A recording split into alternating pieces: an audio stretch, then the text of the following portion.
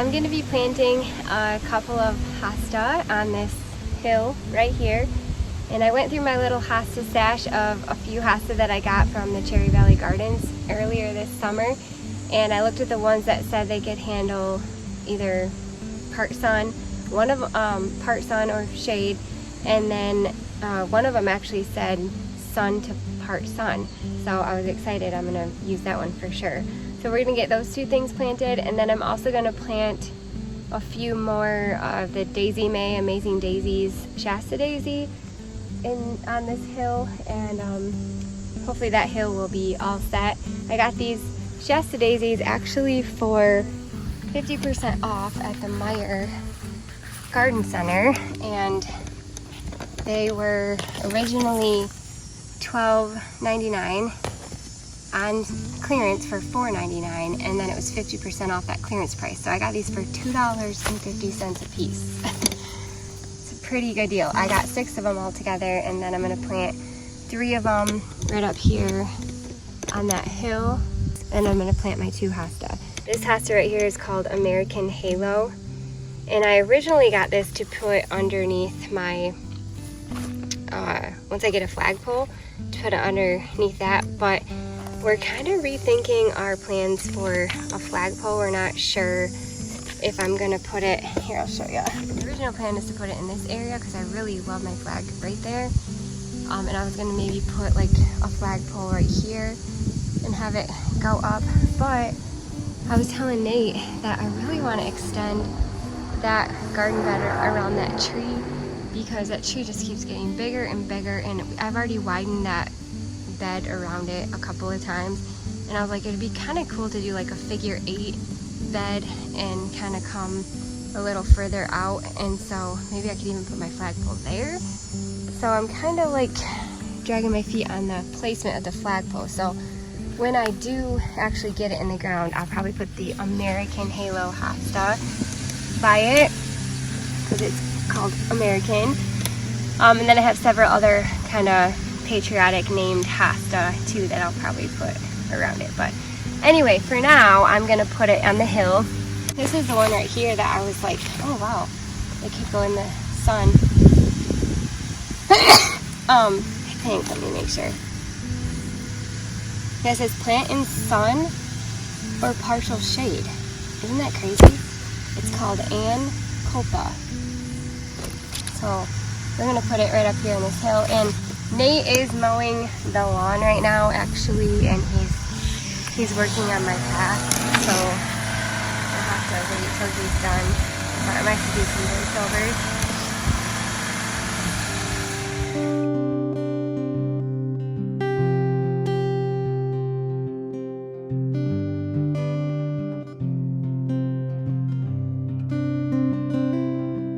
Will your pet name for me is Squall? When you come home, we're drinking and can barely crawl, and all that loving on me won't make things right. Will you leave me home to keep the teepee clean? 6 pale pooses to break and wean. Well, your Squall is on the warpath tonight. I found out, big brave chief, the game you're hunting for ain't beef. Get off of my hunting grounds and get out of my sight. Well, this warden's undoing means of fighting that. You don't need no more of what you already had. Your Squall is on the warpath tonight.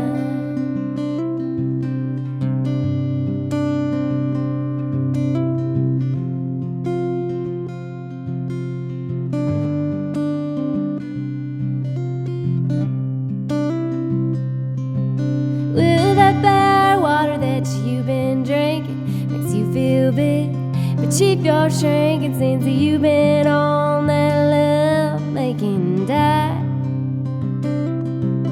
Well, don't give me that old peace pipe. There ain't no pipe that can settle this fight. Your Squall is on the warpath tonight. Well, I ended up grabbing another Hosta when I went down to get my shovel. I had this Seducer Hosta that's been just begging me to plant it. So I grabbed that and I was like, well, I can't really plant just 2 hosta. I gotta plant a 3rd one and make it look nice. I always think it looks good to plant in like groups of 3, like 1, 3, 5, 7, odd numbers basically. So I just went and got my gloves and we're gonna start planting these. I'm just kind of pulling out some of this creeping Jenny. The creeping Jenny on this hill has been in here for a really long time, and it doesn't creep nearly as quickly as the one that's over on the other side of my house, so it's really easy to just pull out here and there when I want to. I don't know, eventually I might end up taking all of it out, but I kind of like it. I like the way it looks, and I like to pull from it if I want to put it in like containers or planters, or use it for different things. So it's kind of like a little shopping center for me to keep it on that hill. So anyway, I'm going to be planting these Shasta daisies in here. I have 3 of the amazing daisies, Daisy May Shasta daisies in here. They've been in here for a couple years. I think this is the 2nd summer, and I loved them right here.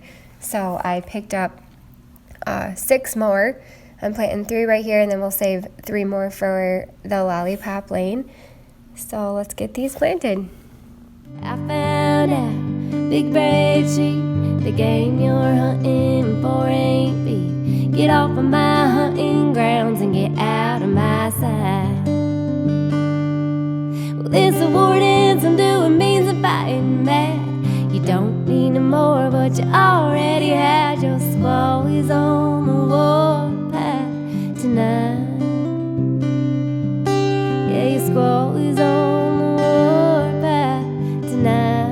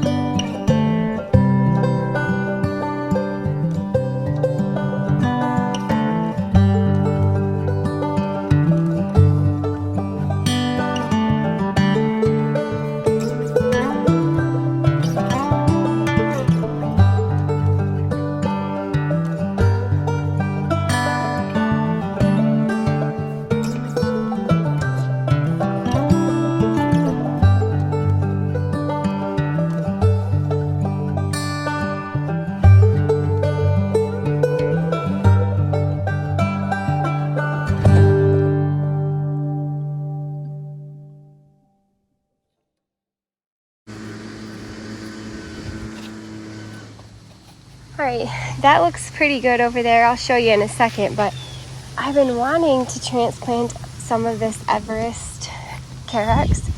I just put 3 plants in here. These are just some Virginia creeper I pulled out, but I put 3 plants in here, I don't know, last year or the year before, and it's giving me babies everywhere. I love it. So I can transplant these to other places. So here's a nice sized plant right there. There's a nice sized little plant right there.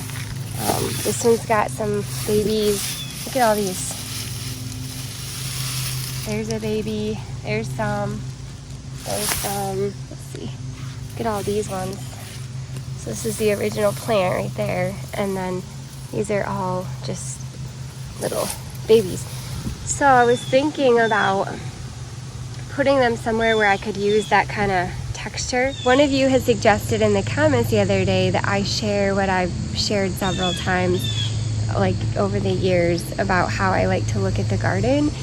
I don't necessarily have any like rules or anything when I'm gardening, but the way I try to put different areas together is I like to use color, pattern, texture, and shine. So every little area or pocket of my garden, I like to have some sort of color, pattern, texture, and shine. And I did not come up with that myself. I used to watch when I was little.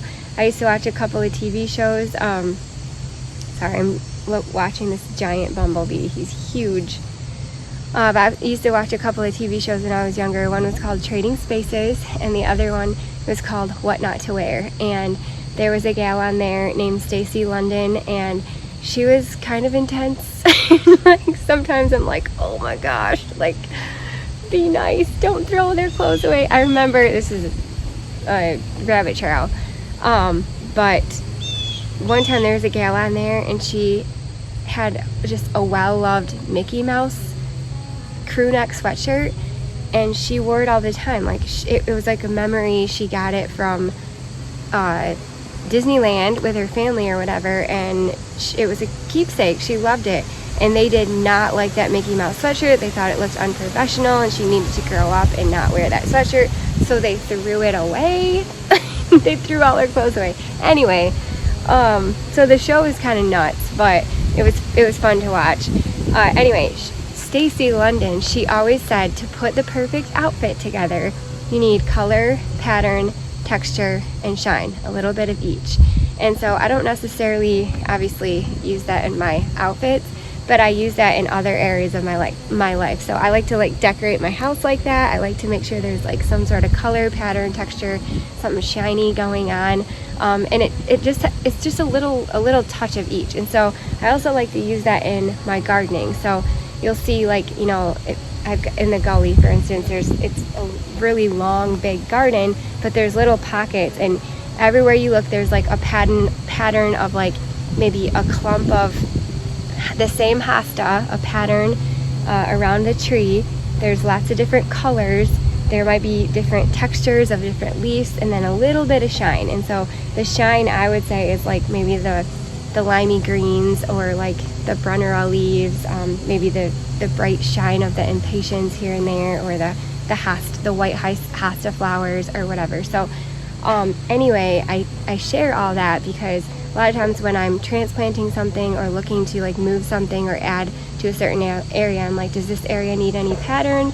Does it need a different texture in here? Does it need some color to pop, or just a little bit of like shine and brightness to make it come to life? So that someone asked me to share that again, so there you go.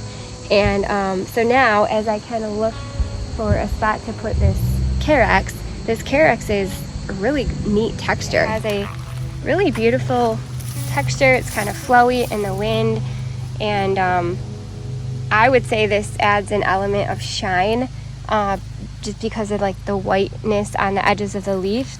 I also feel like there's pattern going on in here because there's not just one of them, there's a pattern of 3 of them, and then it kind of carries your eye up the hill to another little pocket of pattern, texture, color, and shine, or whatever.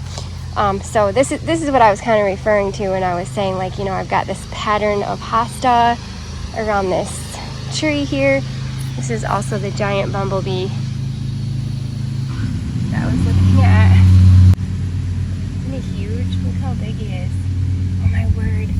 Should I try to pet him? No, he's like, don't you dare, lady. He's like circling around. But anyway, I would say this area right here has color, pattern, texture, and shine. This is a pattern right here. I also have a pattern of the carax. This is also the shine. We've got so many different textures going on in here, and of course lots of colors. So that's kind of how I like to do it. So as I walk around the garden, I kind of just look at, you know, where something like that might look good, or add a little texture, for sure texture. If I'm just gonna do like one plant somewhere, like plop a plant somewhere, you know, like right there, that little open spot, that could use some of that texture and shine right there. Let's see, I could plant, I kind of want to leave this open because I'm trying to collect more of these Brunnera. I love this Brunnera. I tested that one out in here last year. Since then I found 2 more, and I'm trying to make this whole edge that type of Brunnera, so we'll leave that. But you know, this area right here, that could use some of that texture. It's kind of looking a little shabby, so I could put like a little chunk of them around there.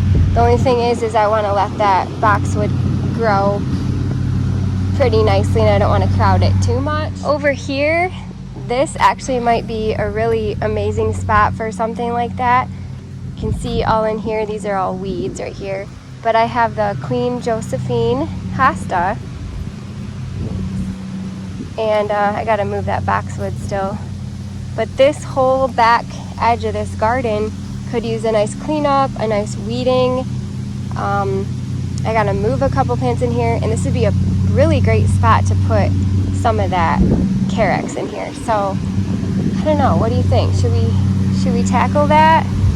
My neighbor's mowing the lawn, so might have to do voiceover, but let's try to tackle it.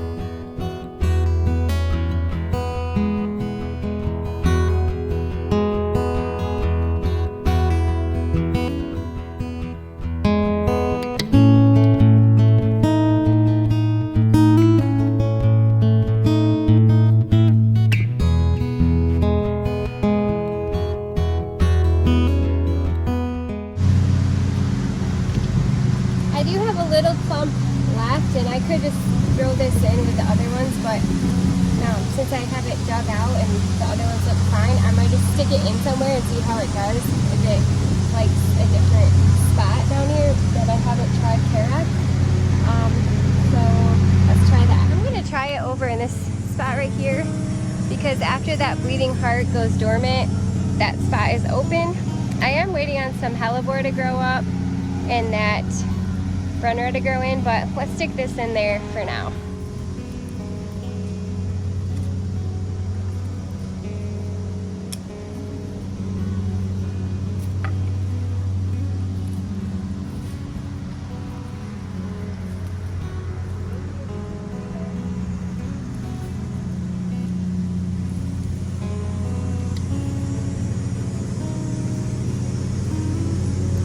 And then I'm gonna put this boxwood in here for now. This is a spot for my other planter. Okay, I put the little boxwood there. That's the one I took from right there. And then I'm gonna move this planter somewhere else. So I went and found this chunk of wood that my husband Nate cut off from my father-in-law's cherry tree, I think. And I thought maybe it'd be really pretty in the middle of that and set the planter on it. So let's do that. It is kind of lopsided, so I'll have to, you know, stick that pointier side in the dirt more. Nice to get my shovel. Oh, I still have I used to have something sitting on there, so it's still in there.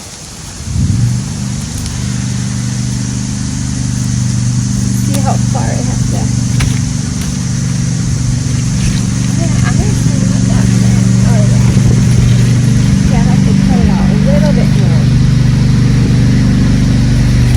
Like, shovel.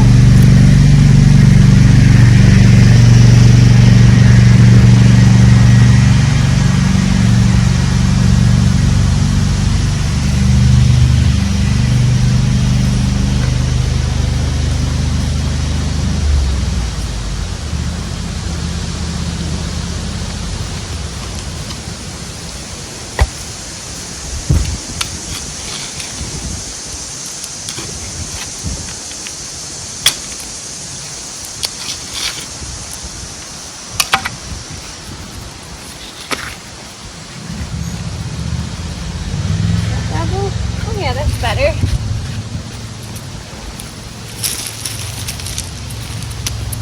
No, we'll see. I'll have to put this.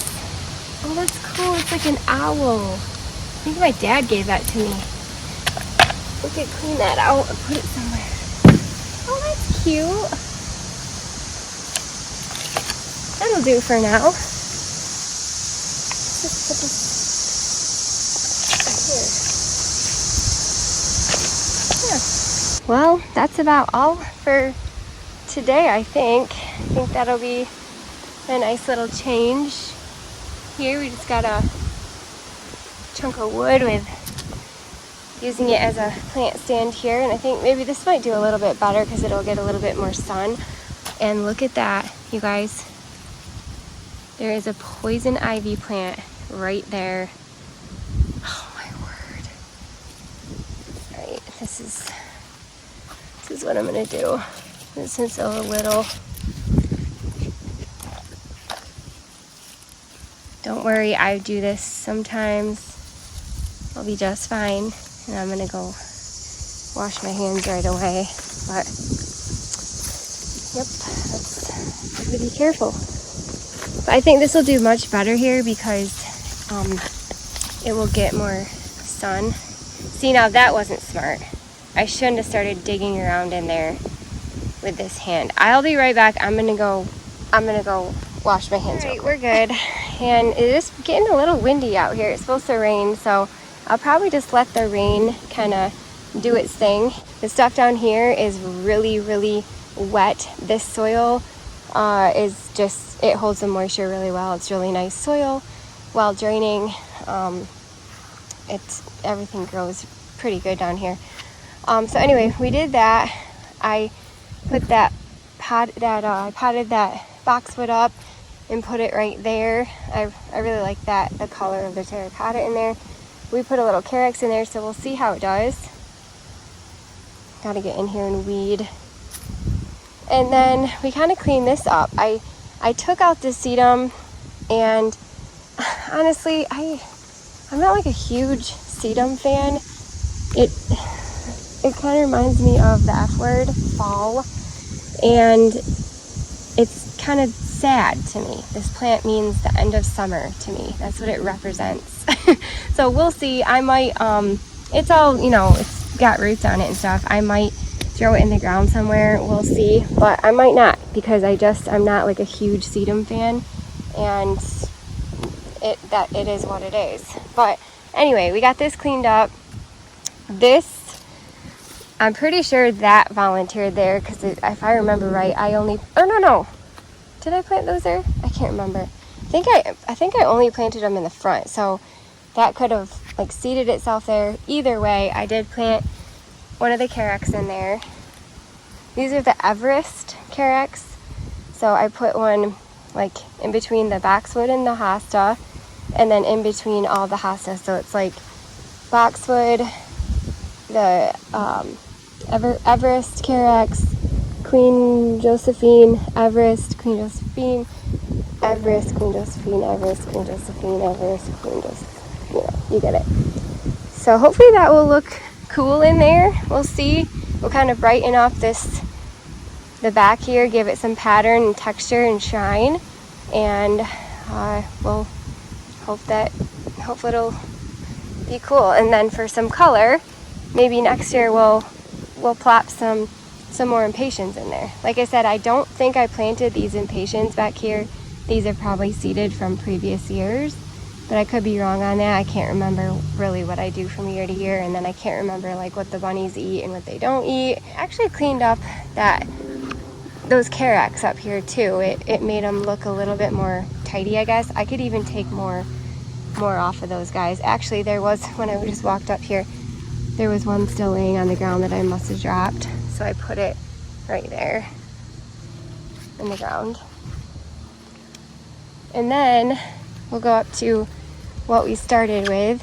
We planted 3 Hosta on this hill, and then 3 more of the Shasta Daisy May. So these are the Daisy Mays that I've had in here for a couple of years. I had transplanted them from down there when I put my living river in, and I love them right here, so I thought it'd be really nice to have a thicker chunk of them.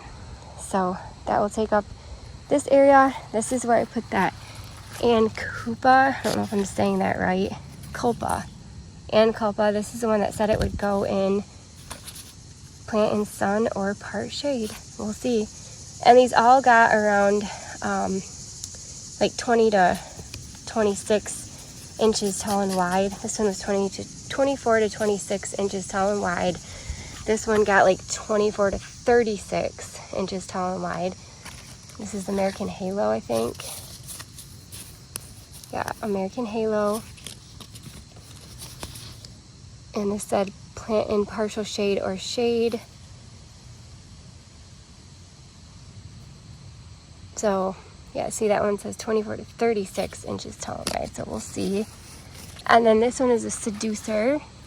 It's a Proven Winner one. This one gets around 24 to 36, I think it said.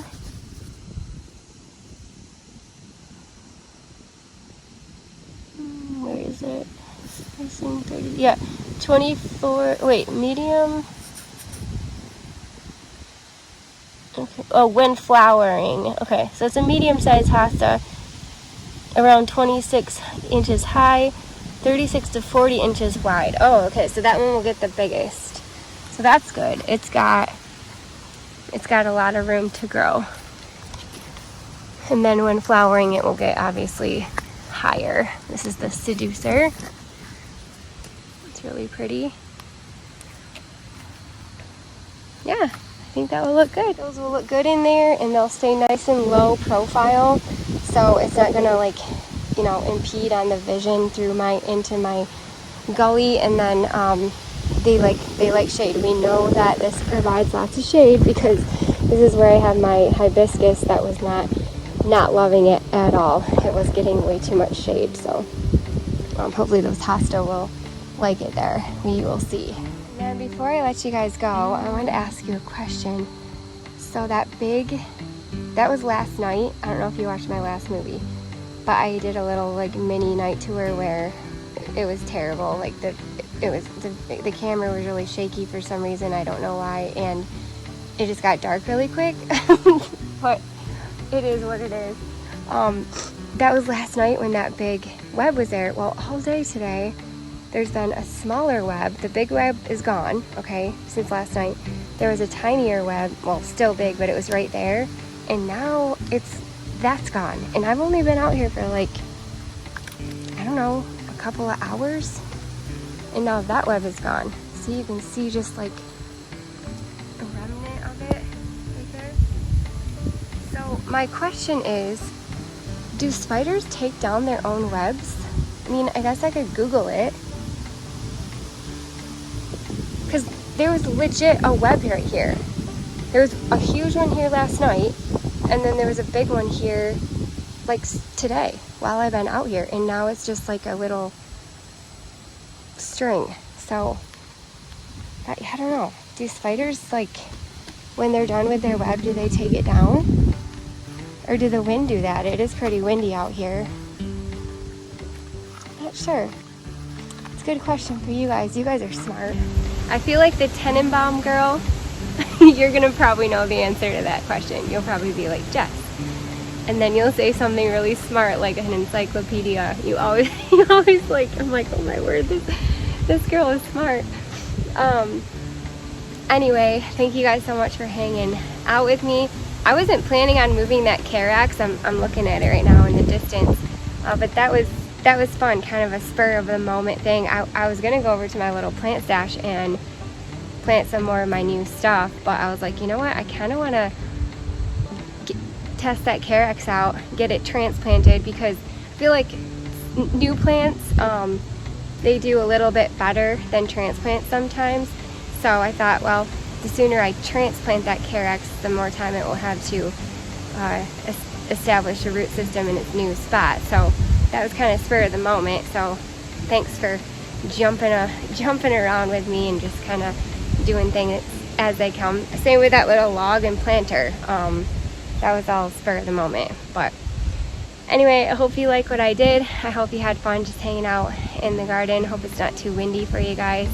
Okay, hope to see you next time. And I'm kind of glad that spider's gone, but I'm also wondering where he went.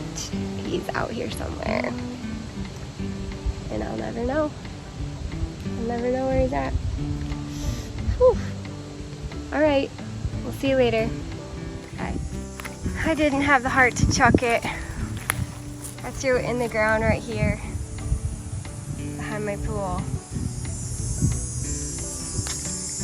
You get to live another day, buddy.